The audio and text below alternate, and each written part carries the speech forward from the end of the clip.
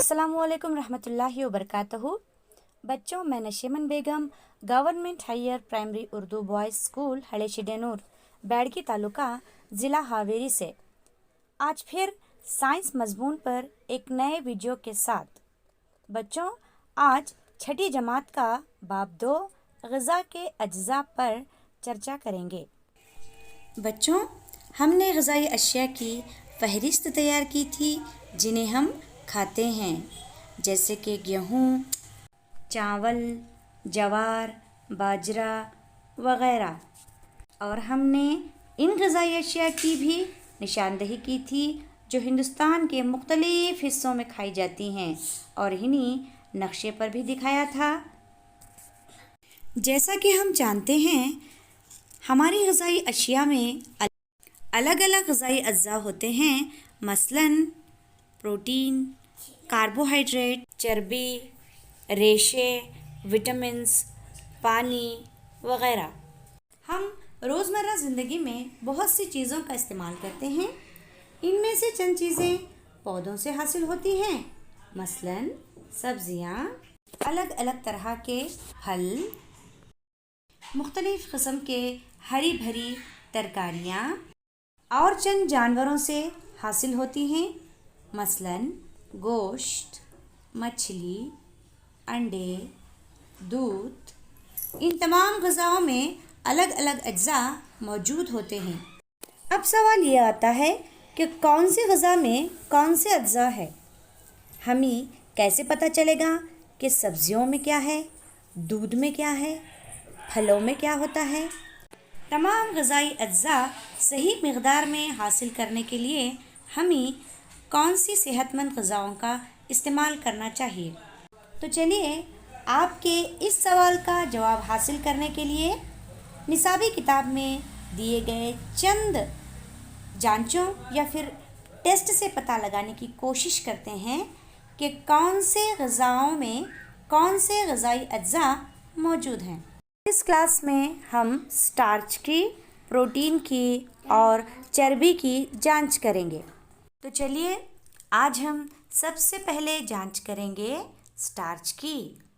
इसके लिए हमें चाहिए कटा हुआ आलू, ड्रॉपर और आयोडीन महलूल।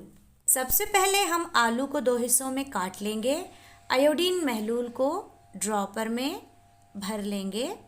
फिर आयोडीन के चंद ख़तरों को हम आलू के एक हिस्से पर लगाएंगे। बच्चों, आलू पर होने वाली तब्दीली को गौर से देखें। ये नीला काला हो गया। नीला काला रंग इस बात की तरफ इशारा करता है कि आलू में स्टार्च मौजूद है। अब हम आगे बढ़ते हैं और जांच करते हैं प्रोटीन की। बच्चों, इसके लिए हमें ज़रूरत पड़ेगी एक टेस्ट ट्यूब या फिर एक इम्तिहानी नली की, ड्रॉपर की, जिससे हम महलूल को आसानी से निकाल सकें, और कॉपर सल्फेट महलूल की, जिसका कीमियाई ज़ाबिता CuSO4 है। इसके अलावा हमें ज़रूरत पड़ेगी कास्टिक सोडे की, जिसका कीमियाई ज़ाबिता NaOH है। हम इस टेस्ट में दूध का भी इस्तेमाल करेंगे। एक टेस्ट ट्यूब में दूध या कोई भी पीसी हुई ग़िज़ा जिसमें प्रोटीन की मौजूदगी हो, हम इस टेस्ट में लेंगे। एक टेस्ट ट्यूब में दूध लेने के बाद इस टेस्ट ट्यूब में कॉपर सल्फेट के 2 ख़तरे और कास्टिक सोडे के 10 ख़तरे मिलाएंगे और टेस्ट ट्यूब या इम्तिहानी नली को अच्छी तरह हिलाएंगे। हम क्या देखते हैं कि टेस्ट ट्यूब के अज्जा का रंग बैंगनी हो गया है। पहले हमने इम्तिहानी नली या फिर टेस्ट ट्यूब में दूध लिया था जिसका रंग सफ़ेद था। इसके बाद हमने इसमें जब कास्टिक सोडा और कॉपर सल्फेट मिलाया तो इसका रंग जो है बैंगनी रंग में तब्दील हो गया। अब हम क्या देखते हैं कि टेस्ट ट्यूब के अज्जा का रंग बैंगनी हो गया है।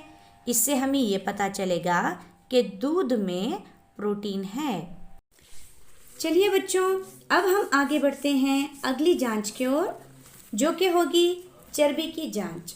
बच्चों, हम बहुत सारी चीज़ें घरों में रोज़मर्रा ज़िंदगी में इस्तेमाल करते हैं जो कि चिकनी होती हैं, जिनमें चर्बी पाई जाती है। आज उनकी जांच हम करेंगे। इस जांच के लिए हम इस्तेमाल करेंगे मूंगफली के बीज और खुश्क नारियल।